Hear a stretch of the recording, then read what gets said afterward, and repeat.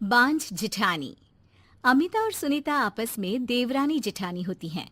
शादी के कई साल बाद भी अमिता को कोई औलाद नहीं होती, लेकिन शादी के 1 साल में ही देवरानी सुनीता को एक प्यारा सा बेटा होता है। अरे सुनीता, तू तो सीधी है। क्या सारा दिन अपने बच्चे को उस अमिता की गोद में डाली रहती है? देखती नहीं, खुद का बच्चा तो है नहीं। अरे कहीं तेरा बच्चा भी।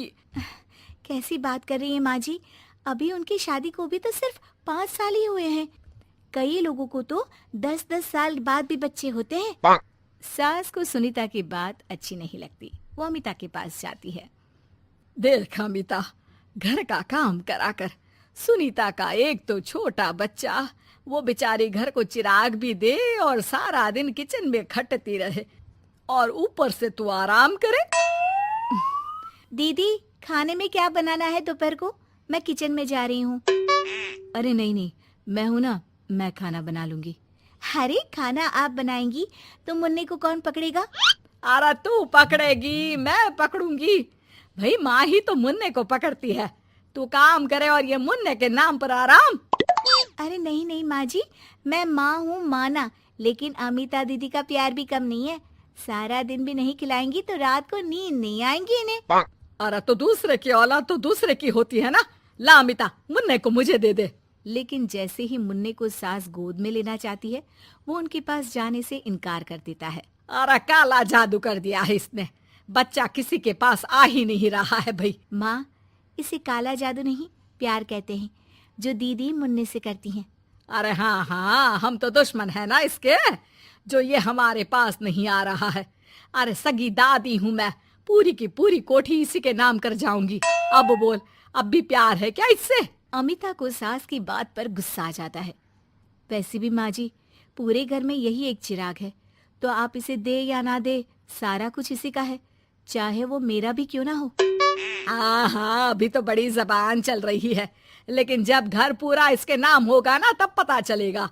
अमिता और सुनीता दोनों ही मिलजुल कर रहती थी, इसलिए सास की बात का दोनों को ही बुरा ना लगता। मिलजुल कर काम करती और हंस खेल कर रहती। अरे बेटी, तेरी दोनों भाभियों ने तो मुझे साइड कर रखा है। अरे दोनों में इतनी पड़ती है कि मुझे तो डर लग रहा है, कहीं एक दिन ये दोनों मेरी बात मानने से इनकार ही ना कर दे। अरे तो खेल खेलो और दोनों को अलग कर दो, इस पे कौन सा गणित लगाना है माँ? हाँ हाँ, ये तो है, चल देख लेती हूँ मैं।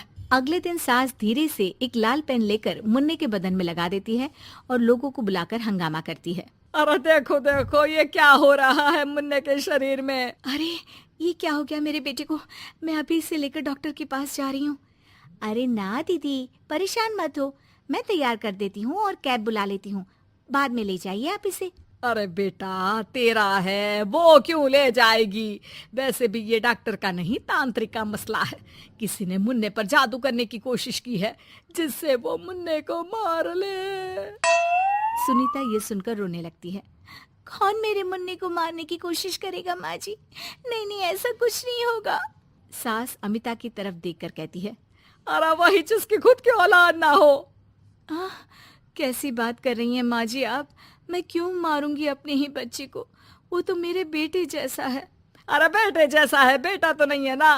वैसे भी मैंने तांत्रिक को फोन कर दिया है। थोड़ी देर में वहाँ तांत्रिक आ जाता है।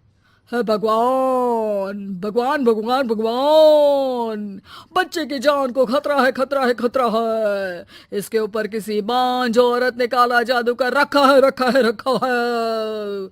लगता नहीं ये बच्चा कभी ठीक भी हो पाएगा, पाएगा, पाएगा। नहीं नहीं, मेरे बेटे को बचा लीजिए। अमिता दीदी, आप इतना गंदा सोचेंगे मुन्ने के लिए, मैंने सोचा भी नहीं था। अरे कैसी बात कर रही हो सुनीता? मैंने तो मुन्ने को माँ से बढ़कर प्यार किया, ये सोचो भला मैं ऐसा क्यों करूंगी? लेकिन बेटे के प्यार में पागल सुनीता सास के जाल में फंस जाती है। दीदी, आज से आप और मैं अलग हैं, मेरी रसोई अलग, आपकी अलग, और आज के बाद मुन्ने को छूने की क्या, देखने की भी कोशिश मत करिएगा। अमिता सुनीता को समझाने की कोशिश करती है, पर कुछ नहीं होता। अगले रोज। ला सुनीता, मैं मुन्ने को नहला कर तैयार कर देती हूँ। नहीं नहीं माँ जी, मैं नहला देती हूँ। लेकिन जैसे ही वो मुन्ने को नहलाने लगी, पेन के निशान एक एक करके निकल गए। अरे माँ जी, ये तो किसी ने पेन से निशान बनाए थे। देखिए, जैसे ही मैंने मुन्ने को नहलाया सारे निकल गए। अब अरे नहीं नहीं बहू, ये तो बाबा का कमाल है कि बच्चे के ऊपर से ये साया धुल गया। लेकिन ये क्या माँ जी, मुन्ना तो रोया ही जा रहा है, न खा रहा है न दूध पी रहा है, बस चाची चाची कर रहा है। अरे इतनी जल्दी उसका भूत नहीं उतरेगा इसके सर से, मार मार कर खिला। जी माँ जी। लेकिन सुनीता का बेटा, जिसे अमिता से बेहद प्यार था, वो उसके पास जाने की जिद में ना खा रहा था ना पी रहा था।